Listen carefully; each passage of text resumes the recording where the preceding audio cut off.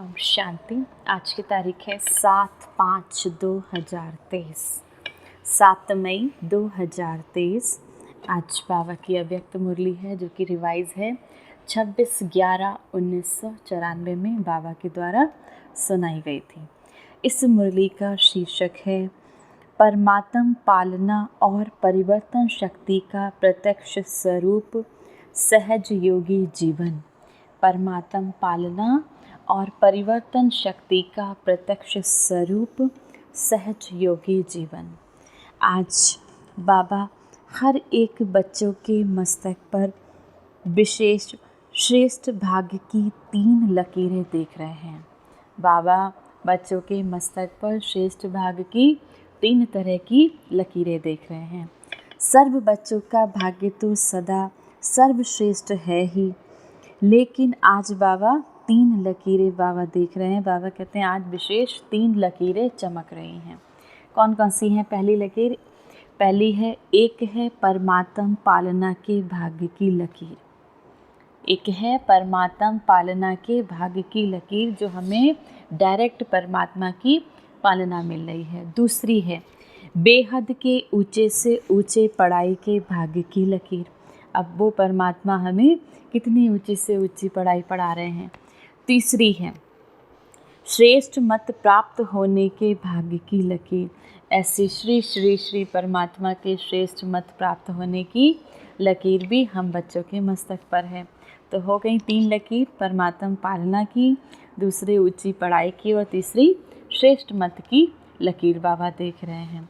अब बाबा कहें चाहे लौकिक चाहे अलौकिक, हर एक को इस जीवन में ये 3 प्राप्ति होती ही हैं।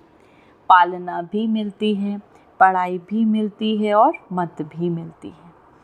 इन तीनों द्वारा ही हर आत्मा अपना वर्तमान और भविष्य बनाने के निमित्त बनती है। आप सभी श्रेष्ठ आत्माओं को किसकी पालना मिल रही है? परमात्म पालना के अंदर हर सेकंड पल रहे हो। बाबा पूछते हैं आप आत्माओं को किसकी पालना मिल रही है? आप बाबा के बच्चे, आप ब्राह्मण आत्माएं हर सेकंड परमात्म पालना के अंदर पल रहे हो। कितनी भाग्य की बात है। जैसे परम आत्मा ऊंचे से ऊंचे हैं तो परमात्म पालना भी बहुत श्रेष्ठ है। और इस परमात्म पालना के पात्र कौन बने और कितने बने हैं? अब इस परमात्मा के प्यार के पालना के पात्र कौन बने और कितने बने? बाबा पूछते हैं। सारे विश्व की आत्माएं बाप कहती हैं, लेकिन पालना और पढ़ाई के पात्र नहीं बनती। और आप कितनी थोड़ी सी आत्माएं इस भाग्य के पात्र बनती हो। सारे कल्प में यही थोड़ा सा समय परमात्म पालना मिलती है। दैवी पालना, मानव पालना ये तो अनेक जन्म में मिलती है, लेकिन ये श्रेष्ठ पालना अब नहीं तो कब नहीं। ऐसे श्रेष्ठ भाग्य की श्रेष्ठ लकीर सदा अपने मस्तक में चमकते हुए अनुभव करते हो। ऐसे श्रेष्ठ भाग्य की श्रेष्ठ लकीर सदा मस्तक में चमकते हुए अनुभव करते हो। कोई भी प्राप्ति सदा करना चाहते हो या कभी कभी करना चाहते हो, तो प्राप्ति का पुरुषार्थ भी सदा चाहिए।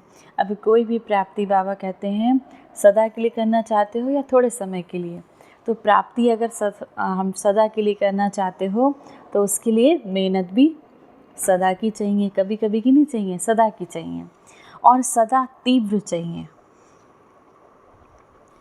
चाहना और प्रैक्टिकल में अंतर हो जाता है। सोचते तो बहुत हो लेकिन स्मृति में कम रखते हो। चाहते तो बहुत हो बाबा हमें अनुभव हो, अतीन्द्रिय सुख का अनुभव हो, जब हम बाबा को याद करते हैं हमारा योग बहुत अच्छा लगे, लेकिन बाबा कहते हैं सोचते तो बहुत हो लेकिन स्मृति में कम रखते हो। सोचना स्वरूप बनना है या स्मृति स्वरूप बनना है? स्मृति स्वरूप बनने वाले हो ना, तो एक बात भी स्मृति में रखो कि अमृत बेले आपको उठाने वाला कौन? एक बात याद रखो, अमृत बेले आपको कौन उठाता है इतने प्यार से? आपका पिता बाबा। बाबा का प्यार उठाता है। दिन का आरंभ कितना श्रेष्ठ है। और बाबा स्वयं मिलन मनाने के लिए बुलाते हैं, रूह रिहान करते हैं, शक्तियाँ भरते हैं। तो हर दिन का आदि कितना श्रेष्ठ है। बाबा की मोहब्बत से उठते हो कि कभी कभी मजबूरी से भी उठते हो? अब बाबा पूछते हैं, बाबा की मोहब्बत से, बाबा के प्यार से उठते हो? ऐसा तो नहीं कि कभी कभी उठते हो। यथार्थ तो मोहब्बत के गीत आपको उठाते हैं। अगर सही तरह से देखो तो बाबा कहते हैं मोहब्बत के गीत आपको उठाते हैं। अमृत बेला बाबा से कितना स्नेह से बुलाते हैं, उठाते हैं। मीठे बच्चे, प्यारे बच्चे आओ। अमृत बेला बाबा हम बच्चों को कितने प्यार से उठाता है। मीठे बच्चे, प्यारे बच्चे आओ। तो ये आवाज़ अब हमें क्या करना है? बाबा ने आज हमको बहुत सुंदर बात, ये लाइन कही। अब ये 3 शब्द, जब भी आपको अमृत बेला आँख ना खुले तो ये 3 शब्द बाबा के याद रखना। मीठे बच्चे, प्यारे बच्चे आओ। तो जिसका आदि इतना श्रेष्ठ है, मध्य और अंत क्या होगा? श्रेष्ठ होगा ना। बाबा देख रहे थे कि कितना पालना का भाग्य वर्तमान समय बच्चों को प्राप्त है। जितना प्राप्त है उतना फ़ायदा उठाते हो। स्वप्न में भी संकल्प मात्र नहीं था कि इतने भाग्य के पात्र बनेंगे। कभी सपने में नहीं सोचा था हमने कि इतना प्यार हमको डायरेक्ट परमात्मा पालना मिलेगी, इतना प्यार अपने बाबा का, अपने परमात्मा का मिलेगा। सोचने से बाहर था, लेकिन मिला कितना सहज। बाबा के प्यार की पालना का प्रैक्टिकल स्वरूप ही है सहज योगी जीवन। जिससे प्यार होता है उसके लिए मुश्किल परिस्थिति या मुश्किल कोई भी बात देखी सुनी नहीं जाती। तो बाबा ने भी मुश्किल को सहज बनाया है ना। सदा सहज है तो सदा ही पुरुषार्थ की गति तीव्र हो। आज बहुत अच्छा पुरुषार्थ है, कल थोड़ी परसेंटेज कम हो गई तो क्या कहेंगे? अगर आज बहुत अच्छा पुरुषार्थ कर रहे हो, बाबा को याद करने की बहुत अच्छी मेहनत कर रहे हो, ज्ञान की धारणा भी बहुत अच्छी है, 5 स्वरूपों का अभ्यास करते हो, 12 बारी 24 बारी निराकारी स्वकारी का भी, फरिश्ते का अभ्यास भी करते हो, तो बाबा कहते हैं पुरुषार्थ आज अच्छा है, ऐसा नहीं कि कल परसेंटेज कम कर दो। सदा मुश्किल कौन बनाता है? स्वयं ही बनाते हो। अब इसका कारण क्या है कि मुश्किल हो जाती है? सोचने की तो आदत है, लेकिन स्मृति स्वरूप के संस्कार कभी इमर्ज रखते हो, कभी मर्ज हो जाते हैं। अब सोचते तो बहुत हो, आज ऐसा करेंगे वैसा करेंगे, लेकिन स्मृति में नहीं रखते हो। तो बाबा कहते हैं जो स्मृति के संस्कार हैं वो भूल जाते हो। सोचना ये समर्थी स्वरूप नहीं है, स्मृति समर्थी स्वरूप है। विस्मृति में क्यों आ जाते हो, क्यों भूल जाते हो? आदत से मजबूर हो जाते हो। अगर मजबूत नहीं तो मजबूर हो जाएंगे, क्योंकि जहाँ मजबूत है वहाँ मजबूरी नहीं। जब ओरिजिनल आदत विस्मृति की नहीं है, आदि में स्मृति स्वरूप प्रारब्ध प्राप्त करने वाली देवात्माएं हो, योग लगाने के लिए पुरुषार्थ नहीं करते, लेकिन स्मृति स्वरूप की प्रारब्ध प्राप्त करते हो। आप बाबा, आप कहते हैं आदि से स्मृति स्वरूप प्रारब्ध प्राप्त करने वाली आप जो बाबा को अभी याद करते हो, जो इस समय पुरुषार्थ करते हो, उस पुरुषार्थ का फल प्राप्त करने वाली देवात्माएं हो। योग लगाने के लिए पुरुषार्थ नहीं करते हो, लेकिन स्मृति स्वरूप की फल प्राप्त करते हो। तो आदि में भी स्मृति स्वरूप का प्रत्यक्ष जीवन है, और अनादि आत्मा जब आप परम धाम से आई तो आप विशेष आत्माओं के संस्कार स्वतः ही स्मृति स्वरूप हैं। अब अनादि स्वरूप में हम आत्माएं परम धाम में थी, अनादि स्वरूप में जब हमारा अनादि स्वरूप, जब हम परम धाम से आई तो विशेष आत्माओं के संस्कार स्वतः ही स्मृति स्वरूप रहे, और अंत में संगम पर भी स्मृति स्वरूप बनते हैं। तो अनादि, आदि और अंत। अनादि स्वरूप हमारा परम धाम का स्वरूप, आदि स्वरूप जब हमने सतयुग में पहला जन्म लिया, और अंत में आप बाबा कहते हैं, और अंत का आपका संगम का समय। तो अनादि, आदि और अंत तीनों ही काल की स्मृति स्वरूप हो, तीनों ही कालों को जानने वाले स्मृति स्वरूप हो। विस्मृति तो बीच में आई, अब भूल तो बीच में गए कि हम अनादि स्वरूप में क्या थे, हमारा अनादि स्वरूप क्या था। मैं आत्मा परम धाम की निवासी थी, भूल गए थे। तो बाबा कहते हैं विस्मृति तो बीच में आ गई। आदि अनादि स्वरूप सहज हो जाना चाहिए, या मध्य स्वरूप। सोचते हो कि मैं आत्मा हूँ, लेकिन स्मृति स्वरूप हो, चलना बोलना देखना, इसमें अंतर पड़ जाता है। अब सोचते हो, कहते भी हो कि मैं आत्मा हूँ, इसका अभ्यास भी करते हो, लेकिन बाबा कहते हैं इसमें चलना बोलना देखना, इसमें अंतर पड़ जाता है। तो ये स्मृति रखो कि हम परमात्मा पालना की अधिकारी आत्माएं हैं। बार बार स्मृति रखना कि हम परमात्मा पालना की अधिकारी आत्माएं हैं। बाबा चार्ट चेक करते हैं बच्चों का, तो लकीर कभी ऊंची कभी नीची चली जाती है, कभी कोई दाग होता है, कभी जीवन के कागज में कोई दाग नहीं होता, और कोई समय दाग ही दाग, एक पीछे दूसरा, दूसरे के पीछे तीसरा दाग ही नज़र आते हैं। क्यों? एक तो गलती हो जाती है, लेकिन गलती होने के बाद भी उसी गलती को सोचते रहते हो। एक तो बाबा कहते हैं गलती हो जाती है, लेकिन क्या होता है, गलती करने के बाद उसी को सोचते रहते हो। अब बाबा बच्चों का चार्ट चेक करते हैं, तो बाबा कहते हैं कभी चार्ट में बहुत अच्छा, तो कभी नीचे लकीर हो जाती है, तो कभी कोई दाग आ जाता है। तो बाबा कहते हैं कोई गलती हो जाती है तो उसको सोचते रहते हो, क्यों, क्या, कैसे, ऐसे नहीं, कई रूप से बात को छोड़ते नहीं हो। बात आपको छोड़कर चली जाती है, लेकिन आप बात को नहीं छोड़ते हो। जितना समय सोचते स्वरूप बनते हो, यथार्थ स्मृति स्वरूप नहीं बनते हो। तो दाग के ऊपर दाग लगते जाते हैं। पेपर का टाइम कम होता है, लेकिन व्यर्थ सोचने के संस्कार होने के कारण पेपर का टाइम बढ़ा देते हो। सेकंड पूरा हुआ और निर्विकल्प स्थिति बन जाए, ये संस्कार इमर्ज करो। सेकंड पूरा हुआ और निर्विकल्प स्थिति बन जाए, ऐसे संस्कारों को इमर्ज करो। निर्विकल्प माना कोई भी संकल्प नहीं। निर्विकल्प बनना आता है ना, अपने श्रेष्ठ भाग्य की स्मृति में लाकर सदा हर्षित रहो कि मुझे बाबा मिला, मुझे बाबा का प्यार मिला। इस संगम पर कितने दिनों से हम पुकार रहे थे, हे पतित पावन आओ, तो अब वो आया है और हमारा श्रेष्ठ भाग्य बना रहा है। तो इस बात को खुश होके हर्षित रहो। बाबा कहते हैं सोच सोच के खुश रहो। अपने परमात्मा पालना की स्मृति को बार बार इमर्ज करो, लेके आओ, स्मृति में लाओ।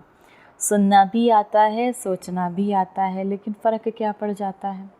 बाबा बच्चों के खेल देखते रहते हैं, सारे दिन में क्या क्या खेल करते हो, ये रात्रि को चेक करते हो ना। माया के खिलौने बड़े आकर्षण वाले हैं, तो उन खिलौनों से खेलने लग जाते हो। पहले तो बहुत प्यार से माया खेल कराती है, फिर खेल कराते कराते जब हार खिलाती है, तब आप होश में आते हो। माया पहले बहुत प्यार से खेल कराती है, जब खेल कराते कराते हार जाते हो, जब परेशान हो जाते हो, तब होश में आते हो। मेजॉरिटी में एक विशेष शक्ति की कमी रह जाती है। बहुत सारे बच्चों में बाबा कहते हैं एक विशेष शक्ति की कमी रह जाती है। कभी तो बहुत अच्छे चलते हो, कभी उड़ते हो, आगे बढ़ते हो, लेकिन फिर नीचे क्यों आ जाते हो। कभी बहुत अच्छे चलते हो, बहुत अच्छा पुरुषार्थ करते हो, बहुत बाबा को योग बहुत अच्छा लगाते हो, बाबा को बहुत अच्छे से याद करते हो, कभी उड़ते हो, कभी आगे बढ़ते हो, कभी नीचे आ जाते हो। इसका विशेष कारण क्या है? परिवर्तन शक्ति की कमज़ोरी है। समझते भी हो कि ये सही नहीं है, लेकिन परिवर्तित होने की कमी हो जाती है। ब्राह्मण जीवन में परिवर्तन में आ गए, अब कोई कहेंगे मैं ब्राह्मण नहीं हूँ। सभी अपने को बीके लिखते हो ना, हम ब्राह्मण हैं, ये समझते भी हो। ब्राह्मण जीवन में जो परीक्षाएं आती हैं, उसमें परिवर्तन करने की शक्ति आवश्यक होती है। जब व्यर्थ संकल्प चलते हैं तो समझते भी हो कि ये व्यर्थ हैं, जानते भी हो कि ये संकल्प जो हम ले रहे हैं ये हमारे लिए सही नहीं है, लेकिन व्यर्थ संकल्पों का बहाव इतना तेज होता है जो अपनी तरफ खींचता जाता है। जैसे नदी का व सागर का बहुत फोर्स होता है, कितना भी अपने को रोकने की कोशिश करते हैं फिर भी बहते जाते हैं। अब समझते हो, सोचते भी हो ये ठीक नहीं है, इससे नुकसान है, फिर भी बहते जाते हो, इसका कारण क्या है? अब बच्चे जानते हैं कि ये हम श्रीमत पर नहीं चल रहे हैं, मन मत है, सब कुछ जानते हैं, लेकिन फिर भी उस बहाव में आ जाते हैं। तो बाबा कहते हैं इसका कारण क्या है? परिवर्तन शक्ति की कमी। पहला विशेष परिवर्तन है स्वरूप का परिवर्तन। मैं शरीर नहीं लेकिन आत्मा हूँ। ये आपके स्वरूप का परिवर्तन है, ये आदि परिवर्तन है। इसमें भी चेक करो तो जब देह भान का फोर्स होता है तो आत्म अभिमान के स्वरूप में टिक सकते हो या बह जाते हो। बाबा कहते हैं ये आदि परिवर्तन है, इसमें भी चेक करो, मैं शरीर नहीं मैं आत्मा हूँ। क्योंकि जब देह भान का फोर्स होता है, जब अपने को शरीर देखने लगते हो तो आत्म अभिमान के स्वरूप में टिक नहीं पाते हो, बह जाते हो। अगर सेकंड में परिवर्तन शक्ति काम आ जाए, ध्यान आ जाए कि मैं आत्मा हूँ, तो समय संकल्प बहुत बच जाते हैं। बेस्ट से वेस्ट में आ जाते हो, वेस्ट से माना व्यर्थ से अच्छे में आ जाते हो। पहली परिवर्तन शक्ति है स्वरूप का परिवर्तन और स्वभाव का परिवर्तन। अपने स्वरूप का परिवर्तन, जैसे ही देवान में आओ, जैसे ही व्यक्ति की तरफ जाओ तो ध्यान करो, मैं कौन? मैं आत्मा हूँ। फिर बाबा कहते हैं स्वभाव का परिवर्तन। पुराना स्वभाव पुरुषार्थी जीवन में धोखा देता है। समझते भी हो कि ये मेरा स्वभाव सही नहीं है। ये स्वभाव समय प्रति समय धोखा भी देता है, ये भी समझते हो। अब किसी का क्रोध का संस्कार है, किसी का दुख देने का संस्कार है, तो समझते तो हो कि ये मेरा संस्कार नहीं है, ये सही नहीं है, लेकिन फिर भी ये स्वभाव आपका समय समय पर धोखा दे जाता है। लेकिन फिर भी स्वभाव के वश हो जाते हो। फिर अपने बचाव के लिए कहते हो मेरा भाव तो ऐसा नहीं था, मेरा स्वभाव ऐसा है। मैं चाहता या चाहती नहीं हूँ, लेकिन ये मेरा स्वभाव है, क्रोध करने का मेरा स्वभाव है। ब्राह्मण बन गए तो जन्म बदल गया। अब बाबा इस पे क्या कहते हैं? आप बच्चे तो यही कहते हैं, लेकिन बाबा कहते हैं अब आप बाबा के बच्चे बन गए, तब आपका जन्म बदल गया। अब भूल जाओ आपके पहले के स्वभाव क्या थे। अब आपका जन्म बदल गया तो आपके संबंध भी बदल गए। अब आपके तो माँ बाप भी बदल गए, पूरा परिवार बदल गया, लेकिन फिर भी क्या कहते हो? स्वभाव नहीं बदला। ऐसा क्यों? फिर रॉयल शब्द कहते हो कि ये मेरी नेचर है। फिर क्या शब्द लगा देते हो? ये तो मेरी नेचर है। बाबा अपने बच्चों को बहुत अच्छी रीति से जानता है कि बच्चे क्या क्या बहाने बनाते हैं। तो पहली कमज़ोरी स्वरूप का परिवर्तन, दूसरा क्या करना है? स्वभाव का परिवर्तन। पहली कमज़ोरी स्वरूप का परिवर्तन, जब देहभान में आओ व्यर्थ से बचने के लिए बाबा ने कहा मैं आत्मा हूँ, याद करो। दूसरा अपने स्वभाव का परिवर्तन, क्योंकि अब आप साधारण तो नहीं हो, आप बाबा के बच्चे बन गए, स्वयं परमात्मा पालना आपको मिल रही है, संबंध भी बदल गया, सब कुछ बदल गया। फिर क्या करना है? अपने स्वभाव को बदलना है। तीसरा क्या करना है? संकल्प का परिवर्तन। सेकंड में व्यर्थ को समर्थ में परिवर्तन करो। सेकंड में व्यर्थ को समर्थ में परिवर्तन करो। कई समझते हैं बस आधे घंटे का तूफान था, आधा घंटा 15 मिनट चला, लेकिन आधा घंटा 15 मिनट की कमज़ोरी आपका संस्कार बना देती है। जैसे शरीर में अगर कोई बार बार कमज़ोर होता रहे तो वो सदा के लिए कमज़ोर बन जाते हैं।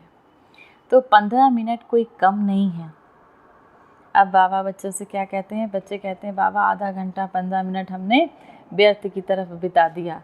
तो बाबा कहते हैं जैसे शरीर की ये 15 मिनट आधा घंटा आपका संस्कार बना सकता है। तो बाबा कहते हैं जैसे शरीर की कोई कमज़ोरी होती है, बार बार बीमार होते हैं तो फिर इम्यूनिटी वीक हो जाती है, वो बीमार ही रहते हैं। तो ऐसे ही बाबा कहते हैं इसमें भी होता है।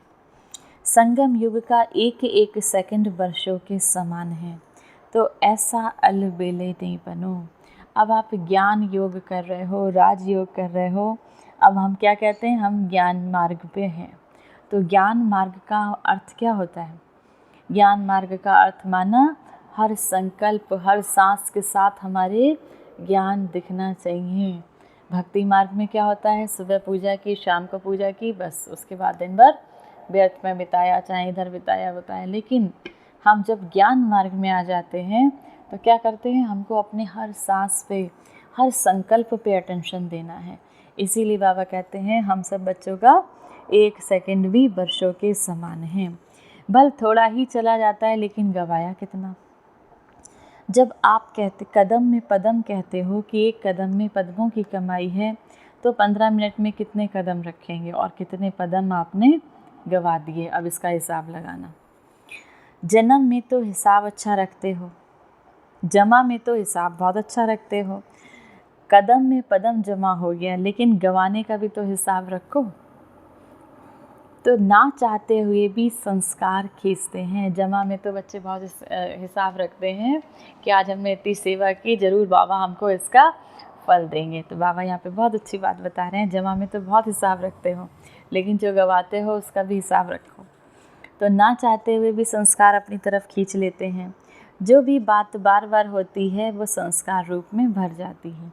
तो संकल्प परिवर्तन करो, सिर्फ सोचते नहीं रहो, करना नहीं चाहिए, हो गया क्या करूं नहीं सोचो, और करके दिखाओ। कहते हो बीती को बिंदी लगाओ, 1-2 को ज्ञान देते हो ना, तो कोई आकर बात करेंगे तो कहेंगे ठीक है बिंदी लगा दो, लेकिन स्वयं बिंदी लगाते हो। बिंदी लगाने के लिए कौन सी शक्ति चाहिए? परिवर्तन शक्ति। बीती को बिंदी लगा दो मामा, भूल जाओ, फिर स्टॉप लगाओ। परिवर्तन शक्ति वाला सदा ही निर्मल और निर्माण रहता है। जैसे पहले भी बाबा ने सुनाया है कि मोल्ड होने वाला ही रियल गोल्ड है। रियल गोल्ड की निशानी है कि वो मोल्ड हो जाएगा। तो चेक करो कि परिवर्तन शक्ति समय पर काम आती है या समय बीत जाने के बाद सोचते ही रहते हैं। तो परिवर्तन शक्ति को बढ़ाना है। जिसमें परिवर्तन शक्ति है वो सबका प्यारा बन जाता है। जो अपने को परिवर्तन कर सकता है, अपने को मोल्ड कर लेता है, बाबा कहते हैं वो सबका प्यारा बन जाता है। विचारों में भी सहज रहेगा। आगे बढ़ते सेवा में रहते हो ना, तो सेवा में विघ्न रूप क्या होता है? जब सेवा करते हो तो क्या विघ्न आता है? मेरा विचार है, मेरा प्लान है, मेरी सेवा इतनी अच्छी होते भी मेरा क्यों नहीं माना गया, मेरापन आ जाता है। तो उसको रियल गोल्ड कहेंगे? उसको तो रियल गोल्ड नहीं कहेंगे। बाबा कहते हैं यहाँ पर तो मेरापन आ गया। मेरापन आना अर्थात अलॉय मिक्स हो जाना। जब गोल्ड में आए तो अलॉय मिक्स हो जाता है। अब बाबा चाहता है बच्चे पक्का 24 कैरेट सोना बन जाए, लेकिन उसमें बाबा कहते हैं मेरापन आना माना कुछ मिक्स कर देना। अब उसका मूल्य क्या रहता है? कितना फ़र्क पड़ जाता है 24 कैरेट गोल्ड का और 16-17 कैरेट गोल्ड में कितना फ़र्क पड़ जाता है? तो बाबा कहते हैं समय और वायुमंडल को परखकर अपने को परिवर्तन करना, इसकी आवश्यकता है। मोटी मोटी बातों में परिवर्तन करना तो सहज है, लेकिन हर परिस्थिति में, हर संबंध संपर्क में समय और वायुमंडल को समझ स्वयं को परिवर्तन करना, यही नंबर 1 बनना है। ये नहीं सोचो कि फलाना भी समझे ना, ये भी तो है परिवर्तन करे तब मैं परिवर्तन करूं। जो ओटे सो अर्जुन। इसमें अगर अपने आप को आपने परिवर्तन किया तो ये परिवर्तन ही विजयी बनने की निशानी है। कभी कभी बच्चे सोचते हैं कि बाबा कहते हैं ये परिवर्तन करें अपने आप को तो मैं भी करूं, ये पुरुषार्थ करें तो मैं भी करूं। तो बाबा कहते हैं आपको अपने आप परिवर्तन करना है। अच्छा, चारों ओर के सर्व द्वारा स्मृति स्वरूप आत्माओं को सदा सेकंड में परिवर्तन शक्ति द्वारा स्व परिवर्तन करने वाली श्रेष्ठ आत्माओं को, सदा सहज योगी अनुभव करने वाली अनुभवी आत्माओं को, सदा बाबा के समीप और समान बनने के उमंग उत्साह में रहने वाली सर्व आत्माओं को बाप दादा का याद प्यार और नमस्ते। टीचर्स से बाबा बात कर रहे हैं। सभी टीचर्स तो सदा ही ज्ञान स्वरूप स्मृति स्वरूप है ही, क्योंकि जैसे बाबा शिक्षक बनकर आते हैं तो बाबा के समान आप भी निमित्त शिक्षक हो। बाबा जैसे नहीं हो लेकिन निमित्त हो, आपको बाबा ने चुना है। तो टीचर्स की विशेषता निमित्त भाव और निर्माण भाव। सफल टीचर वही बनती हैं जिसका निर्मल स्वभाव हो। अभी निर्मल स्वभाव के ऊपर विशेष अंडरलाइन करो। सफल टीचर वही बनती हैं जिसका स्वभाव निर्मल हो। तो अभी बाबा कहते हैं निर्मल स्वभाव पर विशेष अंडरलाइन करो। कुछ भी हो जाए अपना स्वभाव सदा निर्मल रहे। यही निर्मल स्वभाव निर्माणता की निशानी है। तो अंडरलाइन करो, निर्मल स्वभाव बिल्कुल शीतल। शीतलता का गायन शीतला देवी है। तो निर्मल स्वभाव था तो शीतल स्वभाव। बात जोश दिलाने की हो लेकिन आप निर्मल हो तब कहेंगे सफल टीचर। तो बाबा भी फिर भी अंडरलाइन करा रहा है किस पर? निर्मल स्वभाव पर। समझा? अच्छा, प्रश्न बाबा आज प्रश्न है, सबसे बड़ा खजाना कौन सा है जिससे ही ज्ञान और योग की परख होती है? उत्तर, सबसे बड़ा खजाना है खुशी का। चाहे कितना भी ज्ञान हो, योग हो, लेकिन खुशी की प्राप्ति नहीं तो ज्ञान ठीक नहीं। कोई भी परिस्थिति आ जाए खुशी गायब नहीं हो सकती। अविनाशी परमात्मा का, अविनाशी पिता का अविनाशी खजाना मिला है, इसीलिए खुशी कभी गायब हो नहीं सकती। योग लगाते लेकिन खुशी नहीं तो योग ठीक नहीं है। चेक करना है। अब आपकी खुशी देखकर दूसरे आपसे पूछें कि आपको क्या मिला है। यही ज्ञान और योग की प्रत्यक्षता का साधन है। प्रश्न दूसरा है, किस लगन के आधार पर विघ्नों की समाप्ति स्वतः हो जाती है? उत्तर, एक बाबा दूसरा न कोई। इस लगन में मगन रहो तो विघ्न टिक नहीं सकता। विघ्न है तो लगन नहीं।